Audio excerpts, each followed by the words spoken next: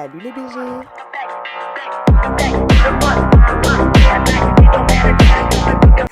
Salut les gars, j'espère que vous allez bien. On se retrouve pour cette vidéo où je vais vous parler de tout ce qui m'est arrivé quand je suis arrivée à Bali. Mais également, je vais vous parler de ce que tu devrais mettre dans ta valise avant de partir et compagnie. Donc c'est parti, let's go!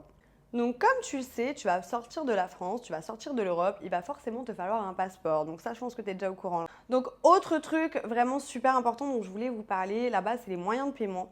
Donc je vous conseille de télécharger Wise, donc W-I-S-E, de toute façon je vous le noterai en bas. C'est une application où vous transférez votre argent de votre compte bancaire vers ce compte bancaire-là. Et vous allez pouvoir obtenir donc, une carte bancaire. Donc une carte bancaire qui ressemble à ça.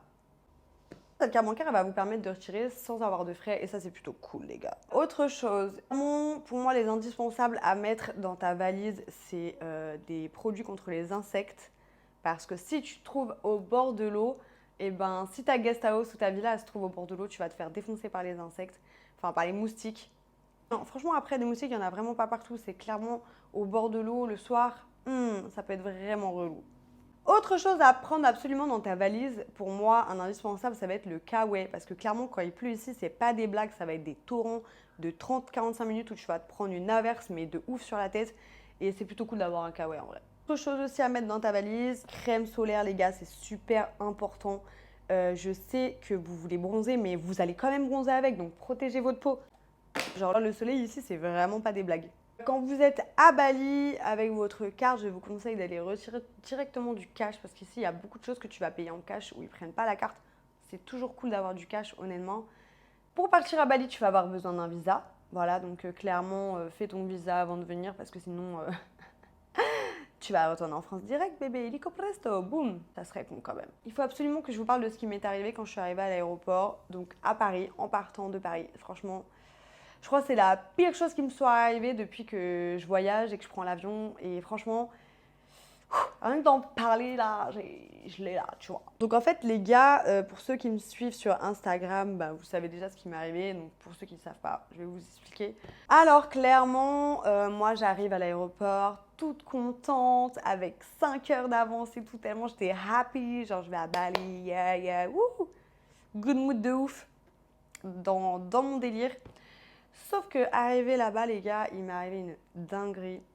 En gros, j'ai mon billet d'avion et tout que j'ai pris genre 2 mois à l'avance pour être carré et pas le payer trop cher. Je suis ready à décoller. Et là, les gars, je vais pour m'enregistrer et clairement, il m'est arrivé une dinguerie. Mais genre une dinguerie. Et genre, rien que là de t'en parler, j'ai une petite larme qui coule. Donc au moment de m'enregistrer, donc je sors mon passeport, je sors tout. Et là, le mec, il me dit, mais t'as ton visa pour l'Inde? Je comprends pas, tu vois. Genre, je dis, ben non, mais moi, je fais une escale en Inde. Genre, qu'est-ce que tu me parles de visa, tu vois? Je comprenais pas pourquoi il me parlait de visa. Genre, je faisais une escale en Inde.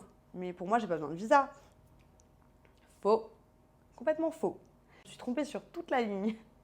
Donc, guys, si vous faites une escale en Inde, prenez un visa.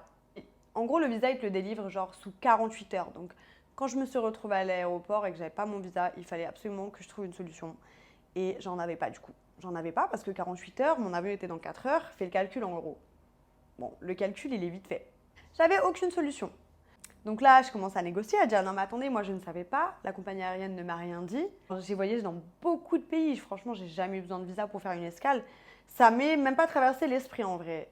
Et je pense qu'à beaucoup de gens, quand vous allez voir cette vidéo, vous allez réagir parce que je pense que dites-moi vous en commentaire, mais est-ce que ça vous est déjà arrivé de vous faire recaler? Vraiment, c'est le truc le plus frustrant du monde. Et donc j'essaie de négocier avec le gars, mais là je vois que il en a rien à faire, genre vraiment il me calcule pas, il est en mode bah girl, t'as qu'à faire ton visa, tu vois. Moi j'étais en mode les gars, trouvez-moi une solution, genre là il faut que je parte. Maintenant, je peux pas, là, non. Il me dit bah tu peux pas embarquer parce qu'en plus si t'embarques là-bas que t'as pas de visa, tu vas arriver sur ce lundi et genre ils vont te foutre en tôle direct. Et j'ai pas trop envie de tester les prisons aliens, tu vois, donc j'ai pas pris les risques. Là j'étais pas la seule dans ce cas-là, il y avait d'autres personnes aussi, donc quelle solution j'ai trouvée? Et bah même moi, rien que le fait de t'en parler, j'ai une petite larme qui coule. Et je me suis rendue donc au comptoir de Air France. C'était ma dernière solution, clairement, il y avait un vol qui partait 2 heures après et j'avais pas le choix si je voulais partir, le choper. Bah il fallait que je chope ce vol. Sauf que là, bah le prix du vol, bah c'était clairement du vol. Tu veux savoir comment j'ai payé? Bah vas-y, je te crache le morceau. J'ai payé 1 500 € le billet. Ouais, j'ai bien 10 500 euros, ouais.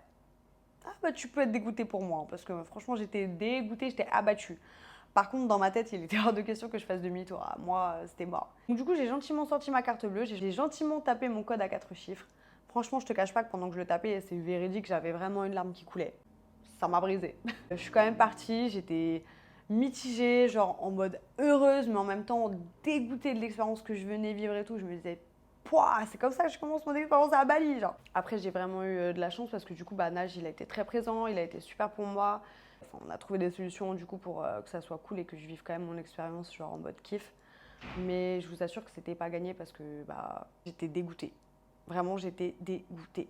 Parce que comme beaucoup le savent, j'ai travaillé énormément cette année, j'ai énormément économisé pour pouvoir partir, pour pouvoir lancer mon business et tout ça. Et c'est des choses qui arrivent. Non, avec le recul, je le prends beaucoup mieux.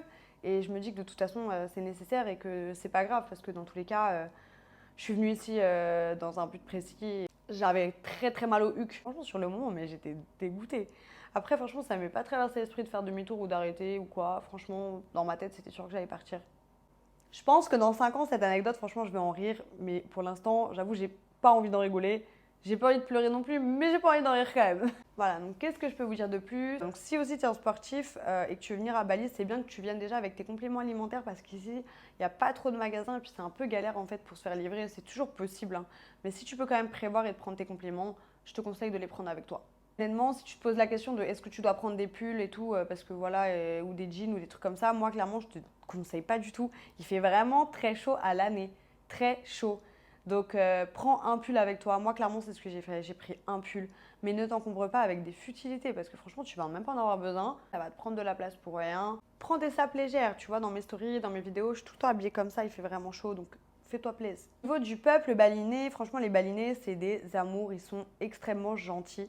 C'est un peuple très très très très très gentil. Après c'est des gens qui sont vraiment axés karma. Mais vraiment, ils sont toujours souriants, toujours sympas. Même t'es une femme, tu vas marcher genre comme ça dans la rue, mais absolument personne ne va mal te regarder. Personne ne va te dévisager et personne ne va te faire de réflexion déplacée. Genre vraiment ici, tout le monde vit sa life. Genre tu sais, c'est fluide en fait. Les gens ils vivent leur vie, ils calculent pas trop ce qu'ils font le voisin et tout. Et bah là, c'est cool. Ouais, je sais, ça change de la France, bébé. Je crois que je vous ai à peu près tout dit et c'est déjà bien. La vie, elle est différente. On se sent libre, on se sent plus heureux. Clairement, on se sent beaucoup plus heureux ici. Il y a une vibe et les gens sont vraiment très ouverts et très gentils et ça, c'est super cool. Ici, franchement, je vous promets, vous ressentez aucun stress. Même si, par exemple, tu vas travailler beaucoup plus qu'en France. Moi, par exemple, je travaille beaucoup sur l'ordinateur pour faire les programmes et les suivis en ligne. Et très clairement, je vais dans des petits cafés. Il y a des cafés incroyables, super agréables.